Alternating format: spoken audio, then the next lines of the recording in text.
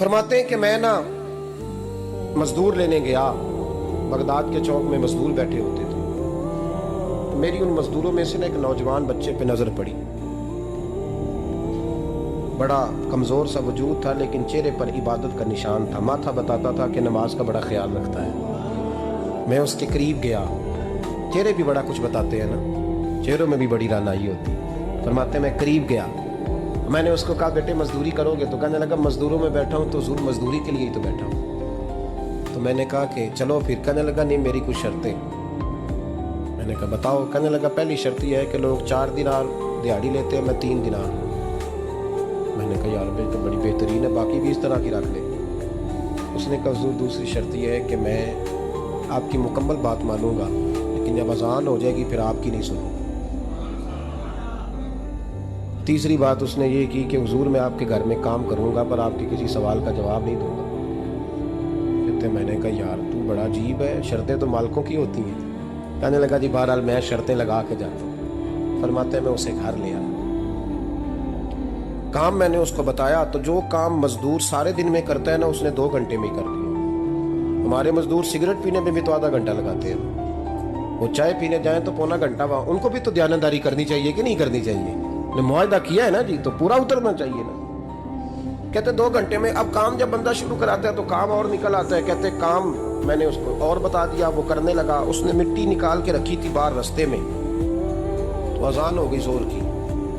उसने वहीं कुदाल छोड़ी कही और चलने लगा। तो मेरा बेटा कहने लगा इसको जरा बराबर कर दो। कहने लगा चुप कर जा, तेरे बाप से बात हुई थी, जब अजान होती है तो मैं किसी और की नहीं सुनता, सिर्फ अल्लाह रसूल की सुनता हूँ। कहते मस्जिद चला गया, नमाज पढ़ के आया तो दोपहर का वक्त था। मेरी बीबी कहने लगी इसको को खाना खा ले। कहते हमने कहा खाना खा लो। तो कहने लगा मैंने रोज़ा रखा हुआ, रमज़ान भी नहीं था, नफली रोज़ा रखा हुआ।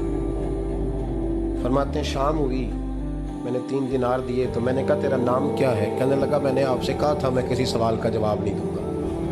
कहते वो चला गया। अगले दिन मैं फिर लेने गया उसे, काम कुछ और निकल आए। तो लोगों ने बताया वो सिर्फ हफ्ते वाले दिन आता है।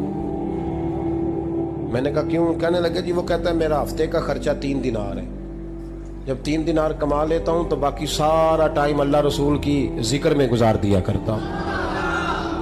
फरमाते हैं जी अगले हफ्ते मैं फिर लेने गया। मैंने पूरा हफ्ता इंतजार किया कि काम उसी से कराना है। मैं जब गया तो मैंने कहा चलो। कहने लगा मेरी शर्तें याद है ना? और मैंने कहा याद है भाई, साथ चल। फरमाते हैं काम कराया, 2-3 हफ्ते वो आता रहा।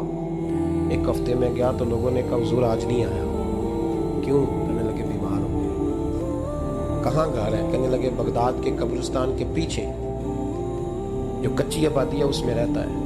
फरमाते मैं गया, दरवाजे पे दस्तक दी तो कहने लगा हुजूर आप हैं? दरवाज़ा खोला है, आ जाइए। फरमाते मैं अंदर गया तो मैंने कहा तुम्हें कैसे पता चला? मैं कहा तुम्हें कैसे पता चला मैं आया हूँ?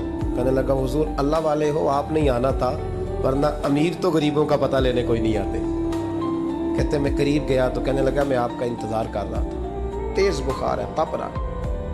जेब से कुछ पैसे निकाले। कहने लगा ये पैसे रख। एक अंगूठी निकाली।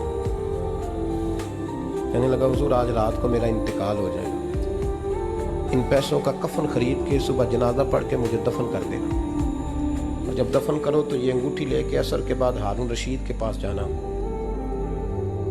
आप उसे कहना मैंने मिलना है, पर वो आपको टाइम नहीं देगा। आप उसको आवाज़ दीजिएगा कि तेरी ये अमानत है मेरे पास।